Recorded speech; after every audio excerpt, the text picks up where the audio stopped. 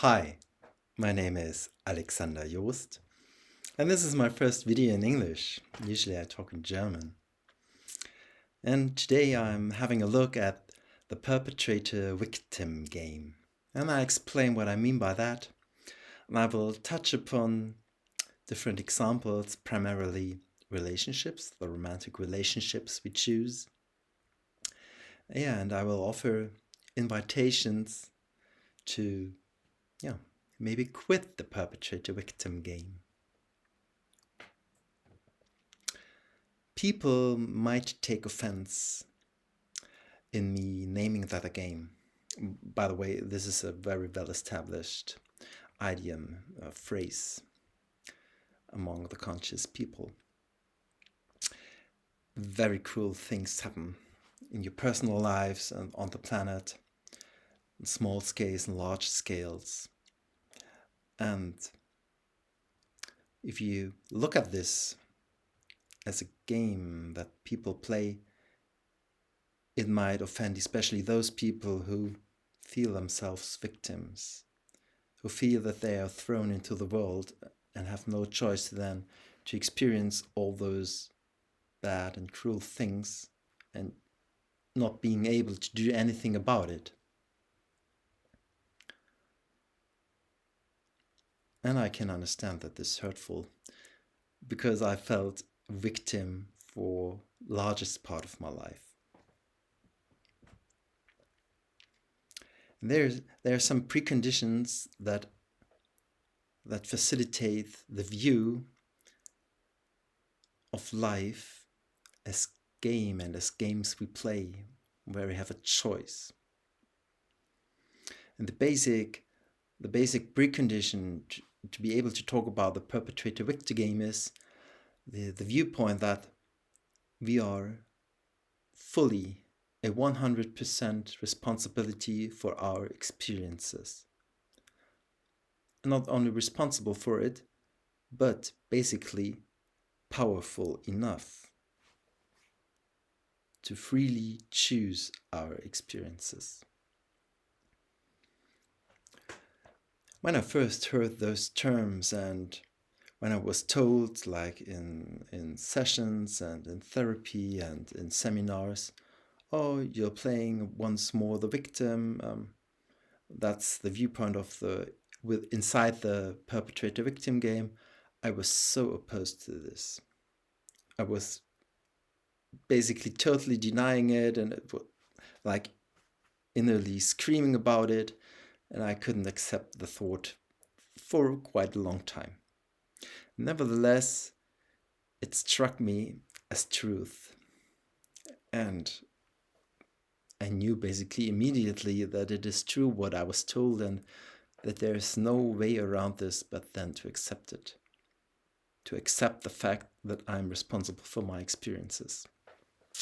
And with the inner distance that I've found to those things, and with the experiences that I acquired as a powerful and effectful man and being, I started to gather evidence of the fact and the knowledge that we are free in our choices and our experiences. And the main observation that fosters this viewpoint is, in my opinion, the fact that there is no real correlation between the circumstances a man grows up in and the experiences he lives through. People that are really wealthy have not really anything in common. They do not share all a family, a rich family. They do not all share superb education. They do not all share being born in the US or in Central Europe. They do not all share being, God knows whatever, being white in color or being Asian. They do not share being free of environment poison. They do not share being breastfed or not breastfed by their mother. there's not really one thing in common to wealthy people. And the same goes for people in very lucky relationships. I'm not sure about how many really lucky relationships there are on the planet, but if you have a look at those pairs, you cannot explain by anything external why they live this way in a lucky relationship.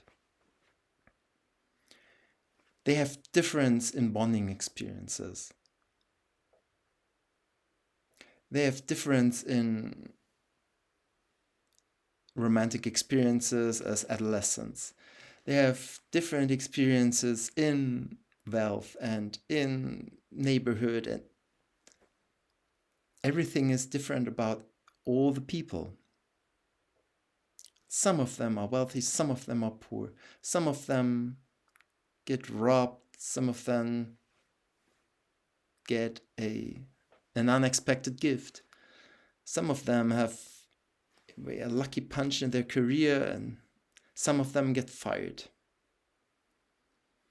And of course, you can have a look at those instances and find a story that explains everything, and you did this and this did that, and therefore this happened.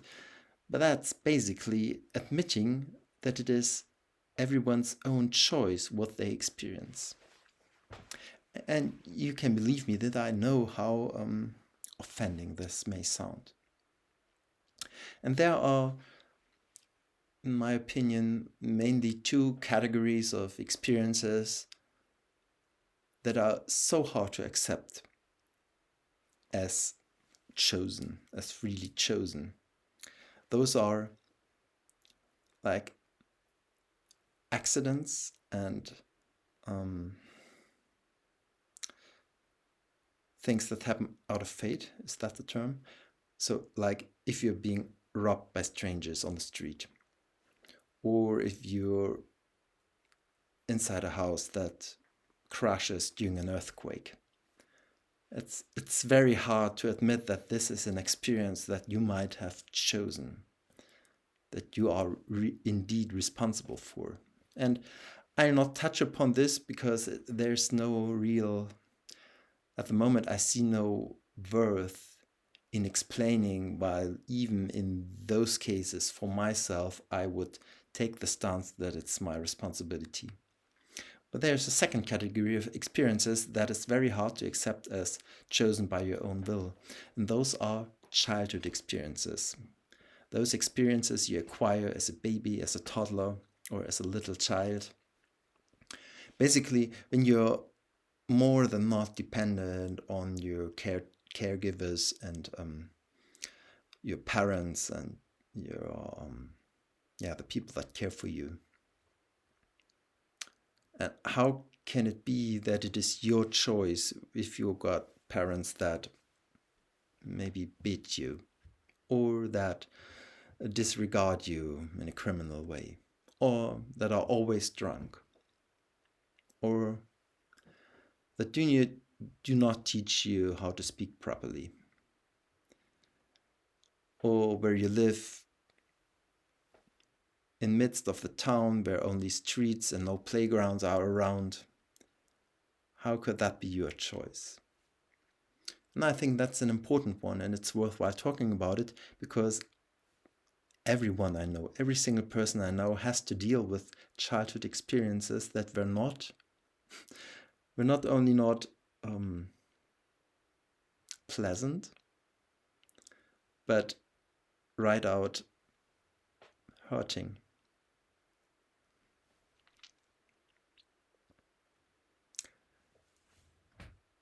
From the mechanical side, those are the choices that you made before incarnation. This explains, to those who know it or believe it, that there's actually a choice involved. Why does it not feel so? What's the sense of making a choice and then forgetting that it's your choice? That I do not really know, and I start to to have answers, but maybe that's not even the important point. In order to cope with those experiences that you did not embrace in the first place, and maybe for the major part of your life, and maybe not until today,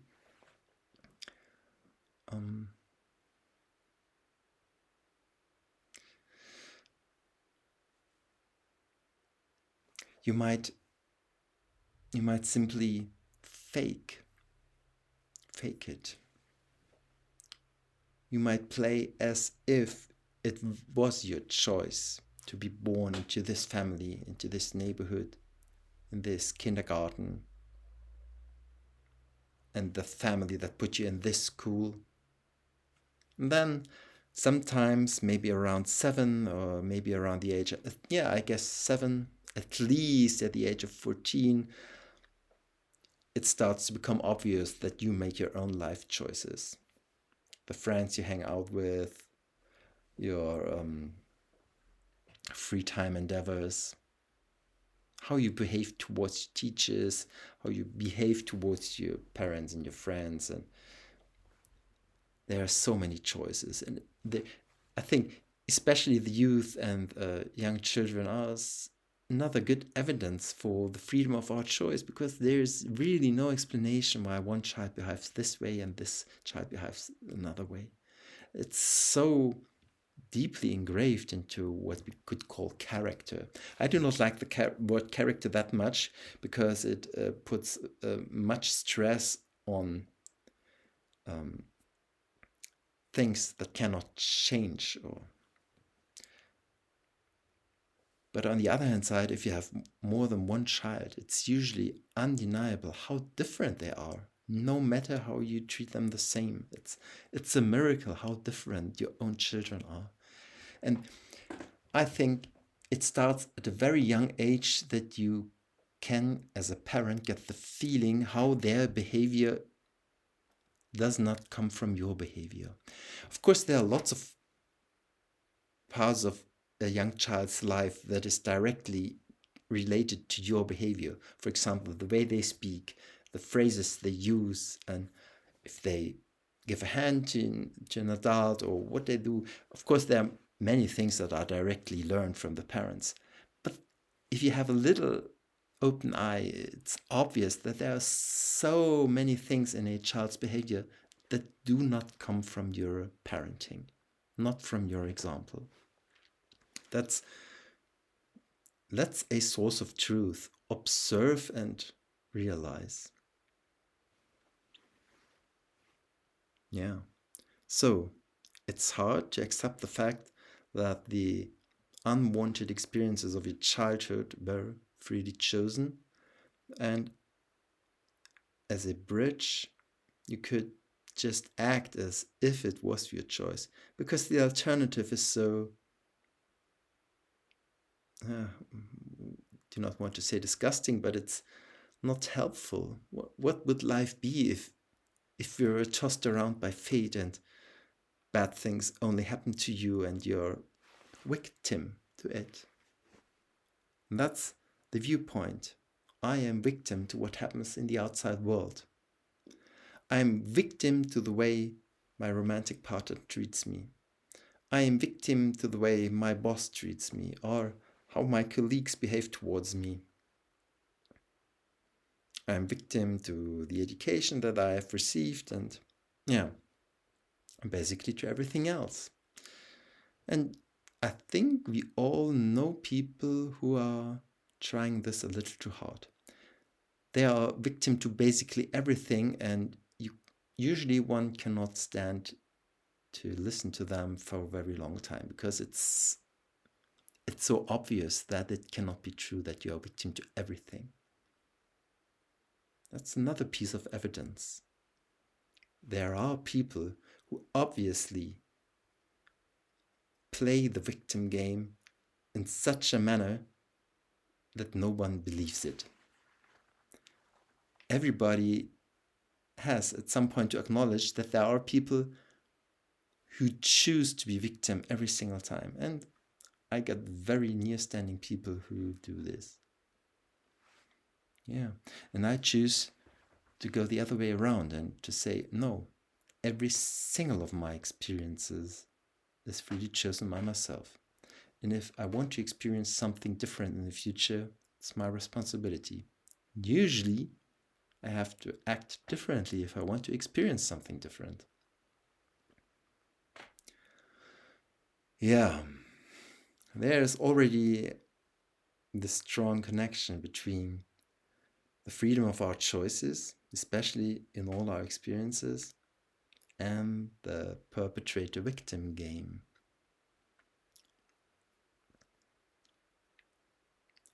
And one of the major decisions you have to make in your life is, do I want to go on with the perpetrator-victim game, or do I want to quit it?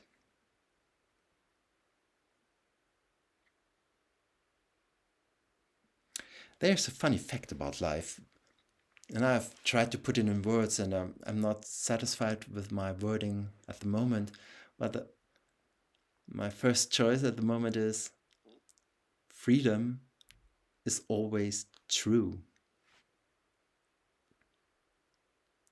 Let's say the universe is built in a way that you are victim. That things happen around you, people behave, and they're bad to you, and they treat you this way and that way, and then you get fired, and a bad letter from your electricity company, and another invoice. And that's the way the universe goes. And you're stuck in this place for decades and cannot have some decent fun in your holidays because everything is so bad all around you. If that was the truth about the universe and your life, you still could act as if you had responsibility for everything. You could act as if your choices were free. You could act as you're not a victim to the behavior of all the others. And maybe you can listen it, you can realize it in this moment, okay. But if I act as if, and this changes anything in my life. For example, if I try to start exercising and I feel better in my body, well, what's truth now? Am I victim to being obese because my parents were like this and that and fed me this and that? Or is it the truth that I can make a choice to not be obese? That's why I say freedom is true. This applies also to your thoughts. If you can think of three things, it is always better if you can imagine of something fourth. There's no circumstance under which it might be the better path to have more the better path to have less choices than more. So, to go for the extremes, if you think you're bound by gravity for your whole life, there might be no harm in thinking this, but if you think it, you will be bound by gravity to the ground your whole life. And if you allow yourself to think, oh, maybe gravity is not a basic fact of the universe, but more like a very strong collective experience, that's more freedom. And I'm not sure what my life will bring, but I prefer to have a little more freedom and think that I do not need to be bound by gravity to the ground my whole life, because I like to fly. I like those very strong examples because they can clarify so much. Yeah, a very important realm of our life where we can act out our free choices are the romantic relationships. And that's one of the major occasions for me to talk about this, because in the majority of cases, I observe people complaining about their partners and choice of partners as if they're totally victim to what the other sex has to offer them. I can only find men that are this and that. I can only find men that do not care about my feelings or do not understand my feelings even.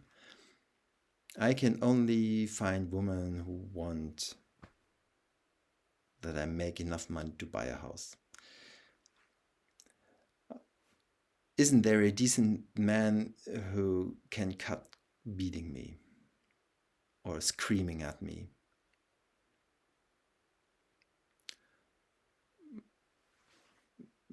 Why are there only men that delve into adultery? Most people think that there's only one kind of partner. But surprisingly, it's not the same kind that your friend experiences. They have another pattern of partners, and that's not the same as yours. Another piece of proof that we are free in our choices.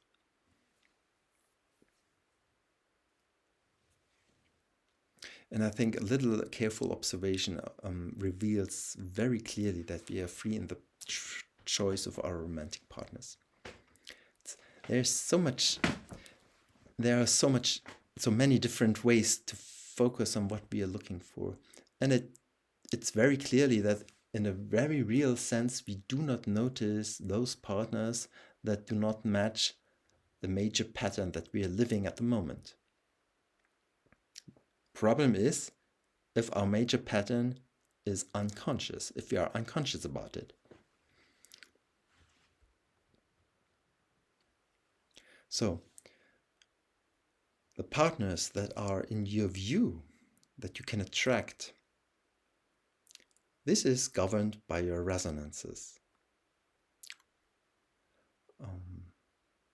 Are you vibing lack or abundance?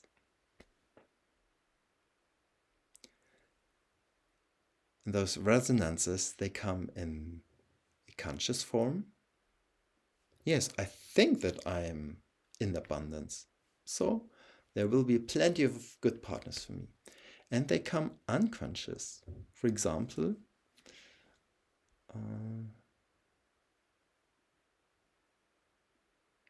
nobody wants me. If you're used to this feeling and to this belief that nobody wants you, maybe coming from your childhood experiences, it might be that this is such a strong pattern that you can only attract people that do not want you. So that nobody takes notice of you that you are interested in. And that's kind of hard because it's difficult to change about something that you're unconscious about. That's basically impossible. Yeah. So, I will start with some invitations after this very lengthy introduction.